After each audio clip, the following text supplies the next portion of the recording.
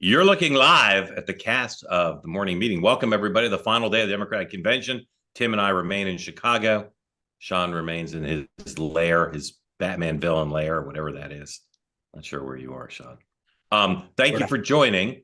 There's a lot going on here today, the final day of the convention, and we're going to talk about that. We're going to talk about RFK. And as always, we'd love for you to participate. If you'd like to get in, please raise your electronic hand if you're watching here on the two-way platform. If you're watching on YouTube, welcome. We're glad to have you here. If you're participating either in the chat on either platform or if you're going to talk, as always, we're about peace, love, and understanding. If someone's speaking and you disagree with them, don't use it as an opportunity to hate. Use it as an opportunity to learn and extend the presumption of grace. So today, obviously, the marquee moment is the vice president speaking in her acceptance speech. If she goes past 11 Eastern, I think we can enter 4 days, end the charade of thinking it's a big mistake, but rather the Democrats deciding they'll take the additional real estate on broadcast television and the West Coast audience for whatever diminution there is of people on the East Coast going to sleep, which the ratings so far suggest is not necessarily happening. So I think she'll probably go past 11 since they've done it every night, but maybe not too far past 11. And they definitely don't want her biofilm to be cut. So we'll see what happens there. Doug Emhoff is here. Obviously, the Waltzes are here. I don't think they have any scheduled today, at least not that I know of. Donald Trump and J.D. Vance are doing the cookie cutter thing they've done every day this week, which is they're doing events on the same theme. Yesterday it was together in North Carolina on national security. Today it's separate events on immigration. President Trump is got his event out west in Arizona on the border at 11:30 Mountain Time. So that's 1:30 Eastern Time. And the Vance event is about the same time, 1 o'clock in Georgia. Also, again, talking about border security. Other speakers tonight who we know about: Roy Cooper, Al Sharpton, Adam Kinzinger. Pink is performing. And I bet you there'll be some other big brand name performer. Stand by for that. And then we're going to talk about this. RFK Jr. will continue his bizarre answering his own cell phone as 1,000 reporters call him directly to ask him if he's endorsing, and him no commenting everybody. I don't know why he's picking up the phone to spend his time no commenting people, but that's the way he is. We're going to talk about that. So first thing we're going to talk about, and again, if you'd like to get in, please raise your hand, and we'll get to as many as we can pretty quick. I just recorded the commentary podcast with John Podhoretz and Matt and Abe, and it was an incredible conversation. And those guys are brilliant, or as Pink would say, effing brilliant. And they cast I'm stealing it for them and previewing it for you, the whole convention as a giant troll of Donald Trump. People say they're not talking about policy. They are talking about policy. They're talking about the Heritage Foundation policy, and they're chanting USA, USA, lock them up. Like the whole thing is meant to get under Trump's skin. It's a brilliant analysis. I recommend it. I'm now stealing it. I want to talk about the vice president's speech. I suspect it'll be well written. She's practiced it. We know she's good on prompter. Tim, if the vice president said to you, "How can I mess this up? How can I do a bad job in this speech?" And again, she's got the press on her side. What would you say, Madam Vice President? These are the things you should worry about. What would be on that list? I would just say you got this. Right. Yeah. You say you got this. But you're thinking, look, this could be a long, meandering speech. Maybe she engages in personal attacks. Maybe she gets fact checked into oblivion because she tells a bunch of lies. That sounds like Donald Trump because that was Donald Trump at the RNC. But there is, a possibility that's a poorly written speech or that it's a poorly delivered speech. To your point, Mark, I don't think that's going to happen. She has a very good team around her. I mean, it could go so late that people go to sleep, but we're not seeing that in the ratings. I saw from CNN there's an interesting bump in the 18 to 34 demographic, like 34% on night 2 and carrying over into night 3. So people are tuning in. Key demographics are tuning in. I don't want to jinx it and say, she could do X, Y, and Z. I don't think it's going to be a bad speech. It's hard to flub the end of the infomercial at the DNC. Yeah. Sean, if we put a spell on her, what could happen? Hold on, you're muted, fella. Apologies. First, I just want to touch base on the timing thing. There's an interesting story in Politico this morning that kind of speaks to this timing thing. I saying that her team doesn't want to screw up and go late again, which seems to be in juxtaposition to what we are talking about. I mean, you're shaking your head, and that's what I think is interesting, because I'm what if it's a strategy, then why are you trying to set I mean, just let it lie. Anyway, I found that interesting. Well, I think they're doing. I think. Look, I'm sorry to interrupt, but they're doing a lot of things that are more sophisticated, with some of which we've talked about here. But I think the press is, and they don't want it out there. They don't want to know how badly they're manipulating the media and the audience. But they're doing a lot of very sophisticated things, and we'll talk probably more about them tomorrow. If you look at the schedule when it comes out tonight, I predict her start time will be pretty late. I don't think they're going to start her with even the illusion that she's going to finish by 11. But they don't want people to know that, because they don't want to say that they want to keep the conspiracy of silence with the networks, who in the olden days would complain if you went past 11 Eastern. Yeah, but they just know want to there's no nominee going. in history, no nominee in history on the final night. That is expected. That is baked in, and so that's why I'm saying. But not to midnight. You're supposed to go to like 11:15. What I mean, look, these guys have blown through it every night. They don't expect the nominee to do this. This is insane. No, by the way, Dan Turntine is saying start time is 10:45. So Dan's may have some intel on that. I would just say this to keep it quick as far as tonight goes. Delivery matters on a speech like this. I think giving a teleprompter speech and the practice time that she's had, I expect it to be fine. But I think how she delivers it, the degree of authenticity that for people who don't know her, does it seem contrived? Does it seem like she's telling stories that just seem like she inserted them for no reason? Or does it come across as this is an opportunity to get to know somebody who you don't know yet? Is going to be, I think, the stick by which people who are persuadable matter. Now, the base may love the speech. That's one thing. Does it move the needle? That's going to come to whether or not she presents herself as somebody that people can relate to, and who may not have known her in the past say, I'd like to give her a second look. I'd like to know more about her, etc. So this to me is about delivery and tone. Yeah. So amongst again, lots of sophisticated things they're doing, I think they've teased her out really well. Like in the olden days, the nominee didn't come to the hall till the last night. And now in the recent years, recent cycles, they come in by video, they come in on the last night and they wave. She talked the first night. They put her in, obviously she appears by video, but they put her in from Milwaukee. But I think they've teed this up for the room and for the TV audience. You've seen her enough to she's been a presence, but I think the audience will be super interested, and I think the hall will go crazy when she walks out, because again, they haven't seen her except that one time very briefly. I think that was smart. Yeah. So in the barrel, right? She's not going in the barrel tonight, no matter how bad she does in the speech, unless somebody drops some investigative story, which I don't anticipate today. So Tim, just looking forward a little bit, which is what we like to do in the morning meeting. Again, if she said to you, Tim, if I stay out of the barrel, I'm the next president of the United States. What are the issues? Is it opposition research? Is it personal stuff? Is it her role in the administration? What could cause her to go in the barrel at this point? Yeah, I don't think it's Oppo. I think there's been enough on her out from previous positions and other things from her past run. I don't think there's anything new that's going to come out there. It's a little bit like Donald Trump.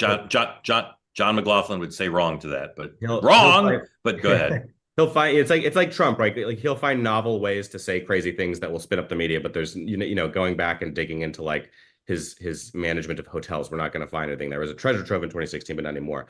But the point is, I think there are a couple things. One, look, if the pressure builds around this singular interview, this like first interview being so important, and I get why the right wing is like creating a huge drumbeat about it, is because if then there's one thing that goes wrong in that interview, they will pounce on it. They will cut any laugh that they don't like how it sounds, try to make things like maybe not articulating a policy position super clearly go viral. I think that is one possibility. I think the other possibility, and I don't think either of these are super likely. The other possibility is a bad debate performance, right? The next thing that we have lined up post Labor Day, where everyone is going to be tuning in, which is a much less controlled environment than a convention, is the debate. Now, I will say, I think what Trump is doing with her and this attack that he's leveled against other people, but is really leaning into against her, that she is low IQ, that she is dumber than Joe Biden, is going to backfire, because he's once again setting the bar super low against someone who's a prosecutor and has shown when she takes the debate stage, she can really put her opponent on their heels.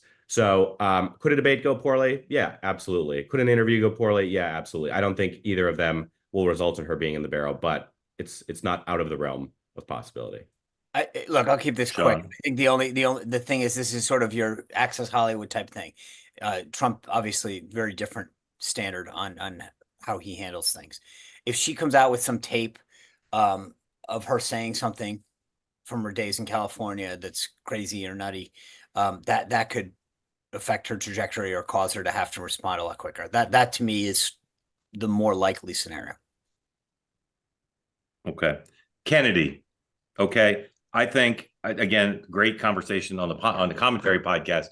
I think there's all sorts of ways this can be screwed up. The Democrats are going to define this as one crazy pro-life sexual assaulter endorsing another. They're going to say there's a secret deal because both Trump and Kennedy have been way too promiscuous in talking about the notion that they would be trading an endorsement for a job.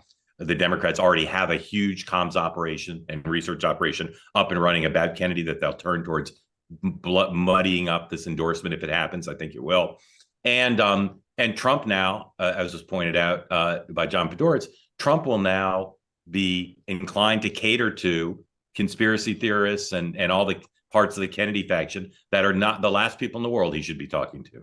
So, Sean, the Trump people, your friends, are super excited about this as a turn-the-page story coming out of the convention, momentum, etc. Do you see it my way that this thing could even be a net negative and that Kennedy doesn't really have that much support, or you think it's all good? No, it's not. I'm wrong. So it's not that much support. Look, I always go back. 75,000 votes, 3 states, 2016, 44,000 votes. Everything matters. Right. So the idea that, like, Kennedy, let's call it, he's polling at 3.5%. Let's say he transfers 1 to Trump. That 1 point bump in battleground states. Again, it's about doing something that changes the narrative, that gets some gas in the car, back in the car, that gets you speeding up again, and it just changes the narrative a little. The dynamic, the change, it gives them another reason to go out and talk about why we're now going to be up 1 more point in Pennsylvania or Georgia or Michigan or Wisconsin. It's just a change in narrative that they need. Kamala Harris changed the narrative, right? And so they need something that allows them to pivot. 1 point, 2 points, 1.5 points, heck, half a point in this election can make a big difference. And so all they care about, and this is where I would disagree with you, I think that Trump could lean too far into Kennedy, but I also can see him taking it, putting it in the bag, and then walking on and saying, okay, we're going to talk, and I appreciate all the support, and bagging it and just keep walking on. I think that's the more likely scenario. I don't think he's going to cater to 1 or 2%, not just more because he doesn't need to or care. So I think that's the more likely scenario, but I do think it matters. And in Arizona, in a couple of these other states where he's polling at even a little higher than 3 or 4%, those are all Trump people. The people that he was pulling from the left came home. Everything that he is getting now, I would venture to say 80-85% of what he's got left in terms of support is coming from people who would otherwise vote for Trump or sit on their hands. Yeah. I guess I don't know that it is like is it a day-long, week-long, weekend story? Like maybe. I just feel like it is more of a quick narrative change, but it's not right. Really and you're right, Tim. But it's not, to me, it's not the story, it's the support. He may get 48 hours out of this, but it's does he get the 0.5 or the 1.5 or the 2% of additional support in the key states? Sure. That's all that matters. I don't care if it's a one day story. I do think, like I think people are maybe overthinking this. Like, we already know what the head-to-head looks like, right? We have polling where RFK is not included. And now, to your point, if he endorses, do some of his supporters who would answer that head-to-head and not say Trump go to Trump? Maybe. And yes, like every vote matters. But I also think there's a liability here for Democrats to be able to latch onto Operation run by Liz Smith, Mark, on RFK. Who I referenced earlier without naming. Yeah, this kicks the weird factor like up to 11 on the ticket, right? Like, it does feed the narrative that Democrats are going after, and I think it can be a liability. Sean, stop making that dismissive face. I just think how many people are going to take Liz's oppo on Kennedy? I don't know. Everyone in the dominant media, and Sean, it's an objective fact. Bobby Kennedy is weird. He's weird. He's behaved weird throughout this campaign. And Trump is now taking the endorsement of someone less consistent, less disciplined, and weirder than he is. Right. And I So think I'm not saying there's no upside, but that's a pretty big downside that the Democrats will have a very receptive audience to in the media. And if they do an event together, it's going to be weird and weirder. Okay. Just a reality. I think that there's a lot more upside in terms of support than there is downside. And again, I think the optics, we'll see how they play out in the story, but I think the net take the money and run. Yeah, well, they got to do it, but there's a downside. All right, Maureen, I see your box. I don't see you. I brought you in because you're new and your name is alliterative, and I'm just a sucker for that. I've unmuted you. I'm going to give you 2 seconds, Maureen, to either show yourself or at least speak up. Go ahead. No, thought the whole thing was a setup. Maureen Milligan. All right, goodbye, Maureen Milligan. Thank you for raising your hand. Let's go to Daniel Case, who is a Republican. Some of you might know Daniel. Daniel, tell everybody where you are, who you're supporting as a Republican, and ask away. I live in North Carolina. I will, for the third time, probably not vote for anyone. I'm a former Republican campaign person, worked in the first Bush White House. I just want to say two things about last night. One about Walz's speech, and I've written more than a few speeches for Republican presidential and senatorial candidates. I don't care what you think of Walz's politics. That speech was an absolute barn burner. It was as good as it gets at any convention. If you were not moved by that or didn't recognize that they have got the rhetorical and emotional wind at their back, I don't think you understand the current moment of American politics. One thing about the timing of all this, it's going late, but all of us are talking as if it's 2012. People don't watch speeches in real time anymore. This is like the NBA. People don't watch basketball games. They watch the highlights on Twitter and social media. And they're doing the exact same thing with these speeches last night. I watched Walz's speech when I was walking to a breakfast meeting this morning on YouTube. And I suspect I'm not alone in that. So don't worry about the timing. They've already figured that out. But Mark, could I say one thing about Shapiro, who's been lost in this? He gave an adequate, workmanlike speech. And I believe that Harris, the vice president, and Walz are on their way to a very big victory, maybe 300 electoral seats. I could debate that, and there may be others here who have a more informed view. They will win with Walz. But if she had picked Shapiro, I'm not saying he was a better pick. If she had picked Shapiro, there was this very small window in American politics for a kind of realignment. If she had picked Shapiro, there would have been 500 economists signing up for Harris Shapiro, 500 former NSC and generals signing up for Harris Walz, 500 Wall Streeters and CEOs signing up for Harris Shapiro. The left-wing and progressive tilt of this ticket makes a lot of that impossible. So anyone who has been talking about a reset or a realignment of American politics, that's not going to happen in this election. Dan, I'll just say briefly. I'll say briefly and then turn it over to Sean and Tim. I agree with you on that level. It's lost opportunity, but the downside of picking Shapiro existed as well. And I'm not just talking about Israel. There are downsides to picking him. There are no perfect candidates. And I think, if the question is winning versus winning big, this, to me, the Nancy Pelosi made the godmother, but the godfather of this convention and this campaign is Al Davis. Just win, baby. So you're right. Shapiro had maybe higher potential upside, but he had a lot of downside in terms of integration into the campaign. Tim, I'd only say I think this convention shows they were going to win with any reasonable VP candidate. Yeah, we have. That makes me so nervous. I love that the confidence, and I think we are in a good position. I also will agree that on the Walz speech, you cannot replicate, bottle, copy that moment where he's talking about his journey with his wife and his kids, Gus and Hope, and the emotion there is incredible. Daniel, I guess my question for you is, what has kept you voting for Trump? What prevents you from voting for Trump? No, he's not voting. Oh, okay. No, why aren't you? Why are you not voting for Trump as a Republican? Two reasons. I think he's an unstable person and not a serious leader. I won't have to go through the repertoire. All of you have heard it. But in this moment, I think his economics are as disastrous, if not more disastrous, than what the Democrats offer. A tariff wall around the United States. I think he has no real pro-growth strategies, and at this point, no real policies at all. So, bad person, bad policies. Sean, anything you want to say or ask? No, I just say, look, I've always believed that anyone can deliver, and I mean, on either side, it's not a partisan hit. Reading a good speech, there is a skill to it. Delivery matters, but I mean, I found last night to me just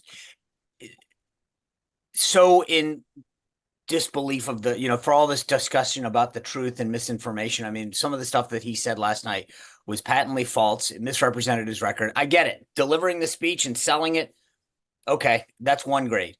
But the reality of what he said, I think was quite another, and I'll save it for my own show tonight. But I would just say that it's amazing what you get away with if you've got the press corps on your side, and the idea of what he's been able to say and get away with on so many fronts is unbelievable. And I would smirk if I was Tim too. I can't help it. I'm sorry. Daniel, thank you. Appreciate it. Let's go to Jason. Jason, tell everybody where you are, who you're supporting, and ask away. I am in Arizona, not supporting anybody right now. Who have you voted? Have you voted in the last two presidentials? Yeah, both third party. Evan McMullen, 2016, and then Libertarian in 2020. Will the Kennedy endorsement push you right towards Trump? No. No. I would vote conservative. I love Mitt Romney in 2012, but just can't pull the trigger for Donald Trump. So because just like kind of like some of the same things that was just said, like policy, like I think Republicans win on the economy, but Donald Trump is really just, not giving the right economic policies to make that viable. Jason, before you get to your question, can I just ask, is that hold true for the Senate race there, or do you have a different view? He's bringing too many crazy people into the party. Carrie Lake is just, I might vote for it, probably not, but yeah, they're just bringing too many crazy people and just like the state party is like kind of a mess, and then also just I don't really like Carrie Lake. Okay. So I just like to see some regular Republicans. I'm sorry. And so did you have a question before the three of us? Yeah. Yeah. Like I feel that they've been very successful at like painting Tim Walz, and like even in this short amount of time, maybe it's because he's been governor and like had like bigger highlights. Like I've heard like more about him, and just like like he let Montana like burn for 3 days, and like that got people killed in the like fires that like or burning. But like I hear so little about Kamala Harris. Like they haven't been successful, and neither side have been successful as like defining her, I think. And like I've seen like some of the stuff that she's like produced, like the one about the border, and like that just seems like satirical propaganda. It just seems like so over the top that it doesn't seem like real or in line with reality. But is that going to be a problem for her if she's like because I know like Doug Emhoff has been really well received, and Tim Walz is like, is she going to be the most boring person at the DNC? Is that going to be a problem for them and how they like keep defining her? So if everybody wants her or somebody else at the DNC than her? No, I mean, I don't think so. I guess I would just say quickly in response to that is like the energy that has like the dam of energy that has broken in the Democratic Party that's caused us to be able to raise $500 million since the announcement, that has led to like a surge in volunteers, surge in polling. That's about Kamala Harris, right? That happened before Walz was introduced. I think Walz adds a lot to the ticket. He's like, I think of the four, presidential VP folks on both tickets, he has the best favorability. His last I saw is like, plus 11 or something like that. So he's well liked. But I don't think she is like, there's not a threat of her being overshadowed by any means. I think Walz could give a barn burner of a speech. She can come in tonight and still give a very good speech. But similar, I'm sure it's going to be similar or better quality. And that crowd is going to go wild. Yeah, I don't think there's a threat. Jason, anything she could do to win your vote?